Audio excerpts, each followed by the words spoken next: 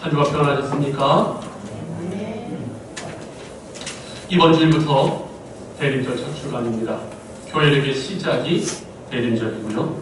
성탄주일을 포함한 4개의 주일을 대림절 주간으로 우리가 기억하고 기념하는데 오실 주님을 맞이하는 경건한 시간들로 채웁니다. 예수님의 탄생이 갖는 의미는 이 땅에서 흑암과 고통 가운데 염려와 소망 없는 우리 인생들을 구원하시려고 그것을 회복해 하시는 메시아를 경험하는 것이기에 이 예수님의 대림절과 성탄은 우리에게 큰 삶의 의미와 희망을 주는 귀한 절기입니다. 그런데 이 시점에서 저는 예수님의 탄생이 갖는 신앙적 의미를 다른 각도에서 한번 살펴보려고 합니다. 아시다시피 태어난다는 것은 살아가는 것의 시작입니다. 인생이라는 거스를 수 없는 그 대장정의 첫 시작입니다. 어머니 뱃속에 따스함, 포근함, 안락함 속에 거하다가 출생과 동시에 세상에 나왔을 때에 거친 바람, 소음, 익숙치 않은 환경에 맞닥뜨려야 하고 생존해야 하고 살아내야 하는 그 인생의 첫 시작인 것입니다. 그래서 어떤 분은 이 출생을 이렇게 말합니다. 이 거친 인생 가운데서 자신의 의지와는 선택과는 상관없이 내던져진 상태를 출생이라고도 말하고 우리 인생을 그렇게도 표현합니다. 내가 이 세상에 나고 싶어 난 게 아닙니다. 엄마, 아버지가 사랑해서 내가 생기고 나는 두 분의 사랑의 결과로 만들어지고 이 세상 가운데 나온 것입니다. 그렇기에 출생 자체에도 의미가 있지만 더 중요한 것은 앞으로 어떻게 살아가야 하는 것이 더 중요한 의미가 있을 수가 있습니다.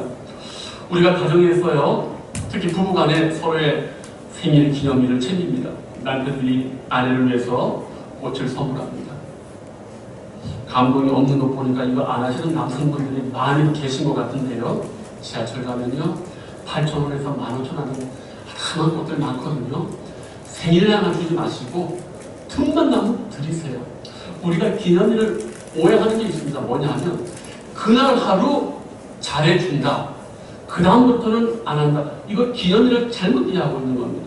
기념일은 뭡니까?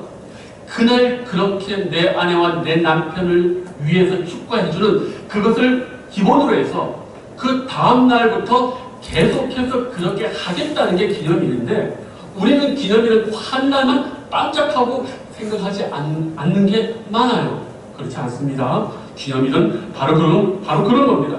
서로의 기념일, 서로의 생일을 기쁘게 축하하면서 내가 일평생 당신 만나서 더 행복하게 해주겠다. 그걸 다짐하고 그 다음날부터 더 잘해주는 계기를 삼는 것이 기념일인 줄로 믿습니다. 네. 그래서 저는 오늘부터 성탄주간까지 그리스도인으로서 어떻게 인생을 살아가야 할까? 그래서 3편의 연속 설교를 준비했습니다. 그 시작으로 오늘은 우리 인생의 모범을 보이신 예수님의 삶을 고찰하고 추적하면서 우리가 따라야 할 삶의 원리, 승리의 비결, 축복의 비결을 말씀드릴 것이고 다음 주는 예수님의 성탄을 대망하면서 그것을 가능케 했던 예수님의 육신의 아버지 요셉의 삶을 한번 말씀드릴 것이고 마지막 주는 우여곡절 끝에 동정녀의 몸으로 예수님의 출생을 친히 감당했던 육신의 어머니 마리아의 삶을 성경이 어떻게 말하고 있는지를 살펴보면서 그리스도를 모시고 사는 신앙인의 삶이 하나님 앞에 어떠한 모습으로 서야 되는지를 이렇게 말씀드리려고 합니다. 이제 말씀 속으로 들어가 봅니다. 오늘 나가는요, 예수님의 공생애의 첫 시작을 아주 간결하고 축약해서 그 핵심적 삶을 소개하고 있습니다. 12절 말씀 보니까 성령이 곧 예수를 광야로 몰아내신지라. 우리가 여기 주목해야 할 단어가 있습니다. 몰아내신지라. 마가는요, 예수님의 삶의 신앙적 특징, 이 한 단어로 말하고 있습니다. 바로 예수님이 이 거친 삶 속에서 구원의 역사를 이루었던, 사탄의 시험을 이겼던 그 비결이 무엇이냐? 성령께서 몰아내시는 삶을 사셨다고 얘기합니다. 오늘 예수님이요, 세례요한의 세례를 통해서 성령의 충만함을 받으셨어요. 성령이 비둘기같이 임하셨고 하늘로부터 하나님 아버지의 음성인 내 사랑하는 아들이라 내가 너를 기뻐하노라는 이 삼위 하나님의 인증을 세례할 때 받으셨어요. 그런데 성령 충만한 예수님께서 곧바로 어디로 가시느냐? 광야로 갑니다.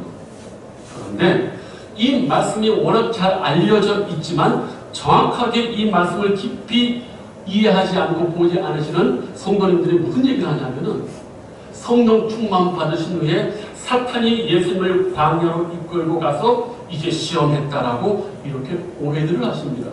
아니죠? 사탄이 광야로 예수님을 이끈 게 아니라 오늘 성경 말씀 보면은 누가 광야로 이끌었습니까? 성령님이 이끄십니다. 우리는 참으로 오해합니다. 동일한 사건을 기록한 복음서에 이렇게 나와 있어요. 마태복음 4장 1절에 그때에 예수께서 성령에게 이끌려 마귀에게 시험을 받으러 광야에 가셨다. 누가복음 4장 1절 2절에 예수께서 성령의 충만함을 입어 요단강에서 돌아오사 광야에서 40일 동안 성령에게 이끌리며 마귀에게 시험을 받으시더라. 이 말씀에 주목한 이유가 바로 이것입니다. 예수님의 전생애가 우리를 한없는 감탄으로 인도하시는데 그 삶의 비결이 무엇이라고요? 성령께서 내모시는 삶, 성령께서 이끄시는 삶, 마가의 기록에 의하면 성령께서 내모는 삶, 성령께서 떠미는 삶, 그것이 우리 예수님의 33년의 전 인생을 빛나게 하고 죄를 없게 하고 모든 것을 다 이루게 하셨다는 삶의 비결의 원동력이라고 말씀하십니다. 여기 몰아내신지라 이 단어가 좀 우리가 주의해 봐야 됩니다.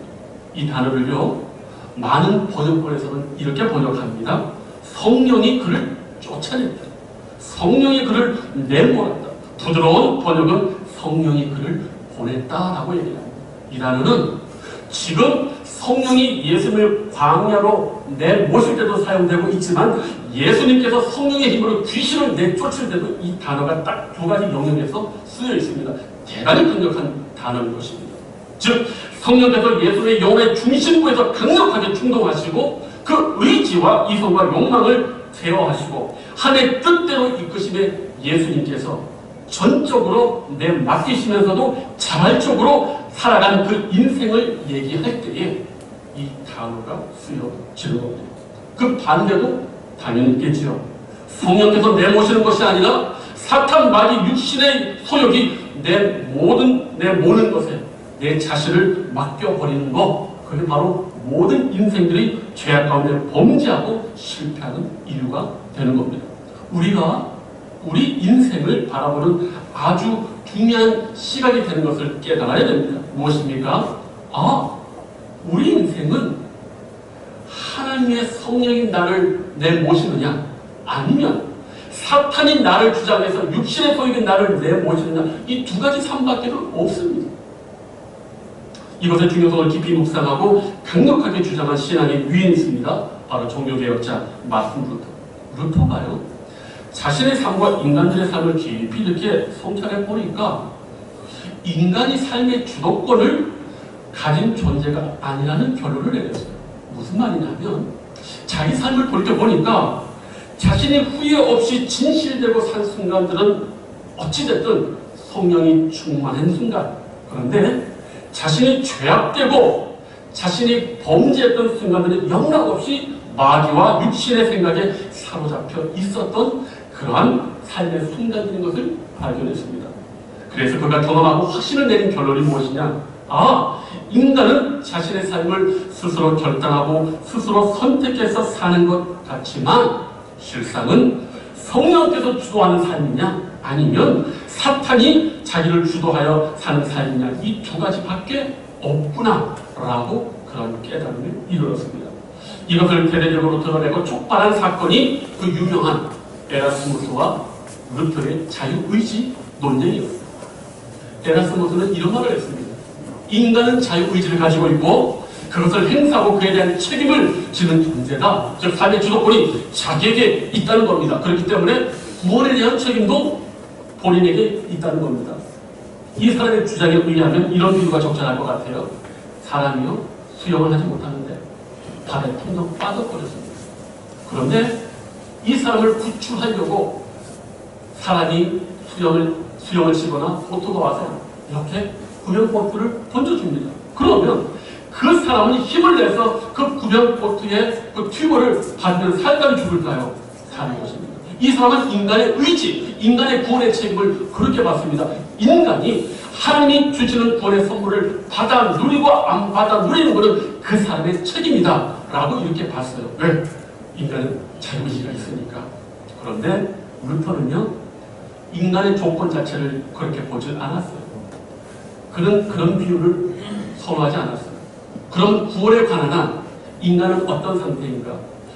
이 루터의 입장을 대변해 본다면 루터는요 인간은 육상 빌딩에서 떨어져가지고 온몸의 뼈마디가 부서지고 내장이 파열돼서 숨만 겨우 붙어있는 그러한 상태. 그렇기 때문에 이 사람은 결코 자신의 생명을 유지하기 위해서 무엇을 할 수 없는 그러한 인간의 조건으로 봤습니다. 골든타임 안에 호송차가 와서 아무것도 할 수 없고 숨만 붙어있는 그 사람을 빨리 실어다가 병원에 가서 대동맥 파열 맞고 뼈를 맞추고 이렇게 할 수밖에 없는 그런 존재로 루터는 인간의 조건을 그렇게 보았어요. 인간의 의지 그런 거 약하고 희망이 없는 것으로 보았습니다. 그래서 실제로 루터는 이런 말 타는 비유를 들었습니다. 인간은 말과 같아서 그 위에 누가 올라타느냐에 따라서 그 삶이 결정된다고 보았습니다.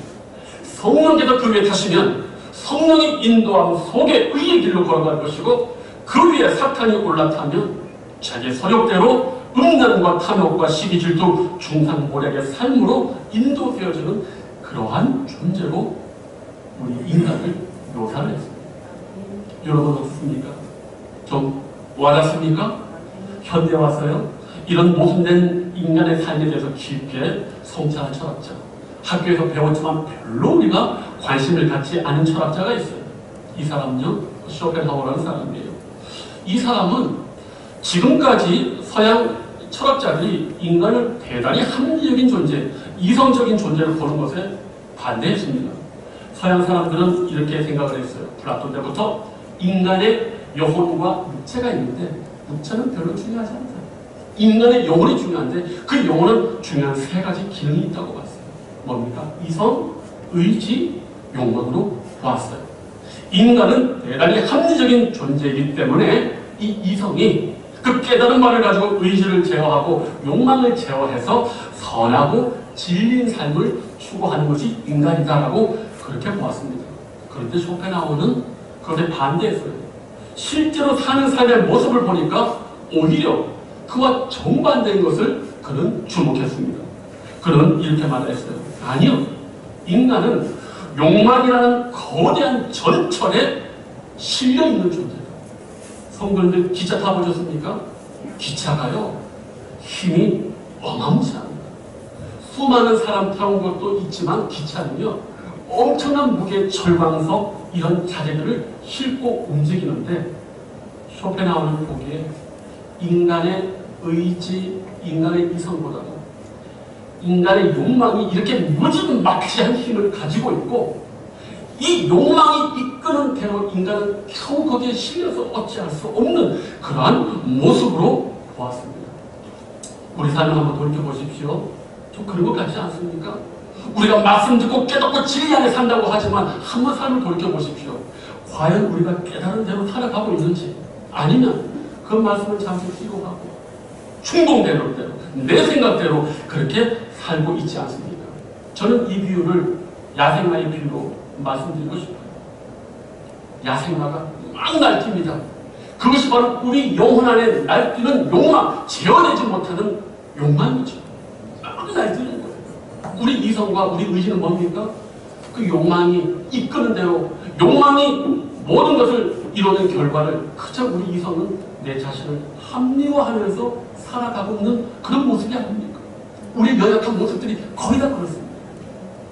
그런데 바로 이 시점에서 우리 예수님은 그러한 욕망이 충동되는 삶이 아니라 성령께 강력하게 이끌림 받으시고 전적으로 내맡기실 때 거룩한 하나님의 성령이 우리 이성 가운데 총명과 명철을 주시고 그 말씀의 은혜 가운데 욕망을 제어하고 주님 뜻대로 모든 유혹을 이기시고 살았다는 것을 이 마가는 이 간결한 말에서 성령께서 내모르셨다라는 단어로 예수님의 삶을 우리에게 보여주고 있습니다. 사랑하는 성도님들, 내가 인생의 주인이라는 생각, 내가 인생을 주도적으로 살고 있다는 착각을 버리는 것이 아주 중요합니다. 우리 인생 가운데 내 마음과 내 뜻대로 된 적이 결코 많이 없습니다. 우리 인생은 성령께서 나를 떠미는 삶이냐, 사탄과 내 육신의 욕망이 나를 떠미는 삶이냐, 이 두 가지 중 한 가지밖에 없습니다. 오늘 예수님께서 그 삶의 비결을 우리에게 보여주십니다. 그렇기 때문에 이제 성령의 음성을 들으려 하셔야 됩니다. 이것이 성령의 인도함인지 마귀가 나를 충동하는 것인지 내 육신의 욕망인지를 분별해야 합니다. 그 깨달음 가운데 성령님을 내 삶의 주인으로 모시게 되면 우리는 예수님과 같이 이 인생을 놀랍도록 아름답고 보람되고 축복의 삶을 살 수 있는 줄로 믿습니다. 이제 다음으로 살펴볼 것이 있어요. 뭐냐면 성령께서 예수님을 내모신 것이 왜 하필 광야인가? 왜 하필 광야인가? 성령 충만했는데 왜 하필 광야인가? 여기에 마가가요, 이 12절을 쓸 때 우리 한글말 성경에는 이 특이한 게 나타나지 않습니다. 그런데 헬라어 원문을 이렇게 보면요, 이 광야가요 뭘로 나와 있냐면은 형용사로 나와 있어요. 형용사. 여러분, 광야가 품사로 말하면 명사입니까? 형용사입니까? 어려운가요? 예. 여러분, 물건을 지칭하니까 명사로 부르잖아요. 형용사는 뭐예요? 빨간 바람, 어떤 물건의 상태를 얘기할 때 형용사를 쓰잖아요. 그런데 여기 광야는 몰아내셔도 이 광야가 명사도 안 쓰이고 형용사로 쓰여져 있어요. 이게 뭔 말입니까? 마가가 그것을 의도하는 겁니다. 광야는 어떠한 유대 광야, 바람 광야, 시내 광야, 어떤 시대, 어떤 장소적 개념일 수도 있지만 신앙 안에서 우리가 겪게 되는 인생의 크고 작은 쓴맛, 단맛, 괴로움, 고통, 인생의 매서움, 한파 이것들을 경험하는 순간 그 장소, 그 영혼의 내적 상태가 다 광야가 될 수 있다고 말하는 겁니다. 즉 우리 인생이 놓여져 있는 지금의 현재 상태, 현재의 장소, 내가 지금 느끼는 불안한 감정과 괴로움의 장소가 바로 광야가 될 수 있다는 걸 우리에게 보여주고 있는 것입니다. 이게 우리 인생의 진면목이죠. 이스라엘이요, 출애굽을 40년 했습니다. 어디에 머뭅니까? 이스라엘이 40년간 어디를 돌아다니죠? 광야를. 그래서 그때 교회를 광야교회라고 합니다. 광야는 거칩니다. 광야는요, 악한 어둠의 영과 사나운 들짐승이 있고 일교차가 50도입니다. 살아가기 어렵고 모든 위험이 도처에 있습니다. 그런데 그 광야 가운데 뭐가 있었다고요? 교회가 있습니다. 그래서 이 하나님의 교회 안에 있는 우리가 어떻게 해야 됩니까? 왜 하나님이 인생 가운데 우리 교회를 주셨습니까? 서로 돌보라고, 서로 보호하라고, 서로 격려하라고, 서로 위로가 되라고 이 광야 가운데 우리를 교회 삼으시고 이 교회 가운데 우리를 함께 신앙생활 하게 하신 겁니다. 교회는요, 많은 목적과 기능이 있어요. 전투적으로 사탄과 싸워야 되고 그 싸움을 위해서 준비도 해야 되지만 그것보다도 더 중요한 것이 있습니다. 뭡니까? 이 거친 광야에서는 서로 교회로 모여 서로를 보듬고 칭찬하고 격려하고 소망을 주는 그런 은혜가 교회 안에 당연히 있어야 되는 겁니다. 그런데 이 광야에는 누가 또 도사리고 있죠? 누구요? 이 광야에는 뭐가 또 중요한 캐릭터가 하나 있죠? 사탄. 여러분들이 대단하신 게 지금 저는 이 말이 탁 나올 줄 알았어요. 왜?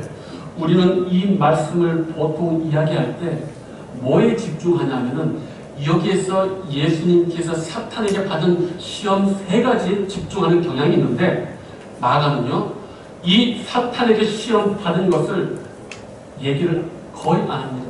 왜 그럴까요? 왜 그럴까요? 성령께 붙들린 예수님의 삶 앞에 사탄의 시험은 뭡니까? 큰 영향력이 없다는 것을 단도직입적으로 짧게 언급하면서 그냥 무시하듯 넘어가 버리는 겁니다. 우리가 무엇에 대해서 말을 많이 하면 거기가 중요하지 않습니까? 그런데 마가가 이걸 원천적으로 봉사하는 거예요. 사탄 시험에다 끝. 왜?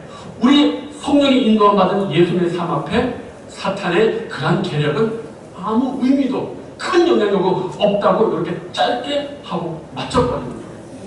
그런데 마태와 누가는 자세하게 이야기를 하고 있습니다. 그런데 우리가 여기에서 또 하나 귀하게 기억할 것이 있습니다. 이 광야가 아까 우리 삶의 그런 자사로 삶의 장소라고 얘기했지 않습니까?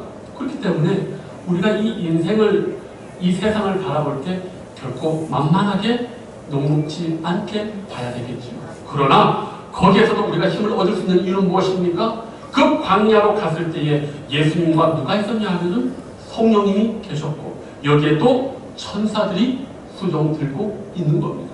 물론 우리 광야가 눈물이 많고 괴로움이 많이 있지만 그러나 거기에는 우리를 승리케 하시는 바로 성령의 인도함과 천사들이 함께 수종 들고 우리에게 힘을 주고 있다는 사실입니다. 그런데 이 광야라는 말이요 구약 성경에는 아주 중요한 단어입니다. 혹시 이 말씀 들어봤습니까? 다바르. 우리 성도님들이 신학생들처럼 신학자들처럼 성경 말씀을 원어로 다 알 필요는 없지만은 그래도 개인적으로 언제 한번 시간이 되면 꼭 알아야 될 단어들은 좀 있어요.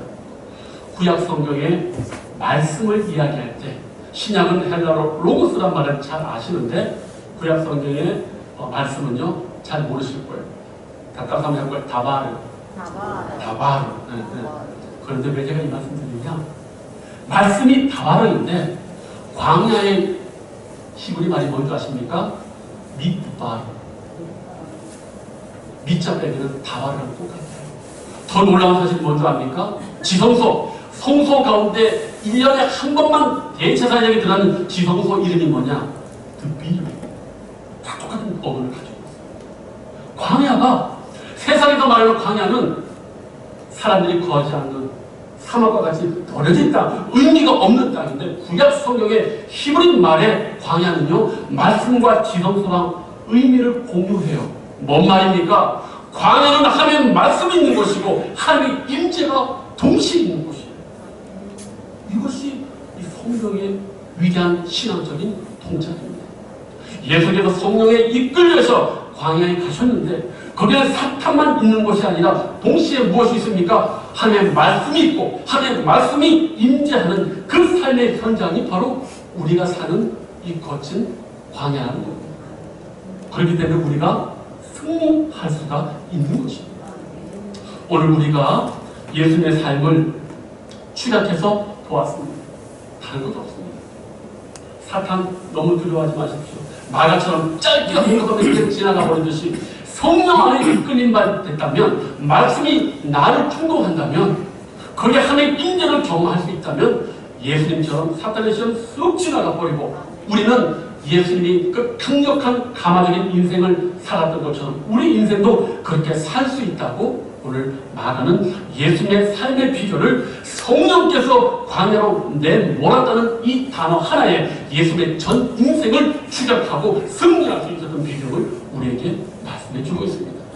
사랑하는 성도님들, 우리가 이제 예수님을 대망하면서 예수님을 묵상하면서 나도 예수님처럼 그리고 신앙인답게 살아가고자 할 때 기억해야 될 것이 있습니다. 무엇입니까? 성령께서 나를 내모실 때 말씀과 기도 어떤 경우는 잔잔하게 나에게 감동 줄 때 그때 어떻습니까? 내 자신을 그대로 내어 맡기는 그러한 은혜가 있을 때 우리는 이러한 능력 있는 승리의 삶을 분명히 살 줄로 믿습니다. 그 은혜가 우리 사랑하는 성도들 모두에게 있기를 주님의 이름으로 축복합니다.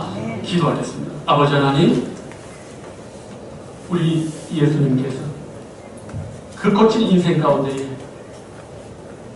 하나님 아버지 보시기에, 우리가 보시기에 감탄할 만한 그 믿음의 아름다운 삶의 원동력이 바로 성령께서 내모실 때에, 성령께서 감동 주실 때에 그것 그대로 맡기며 순종했을 때에 이 위대한 인생을 사셨던 것을 기억합니다.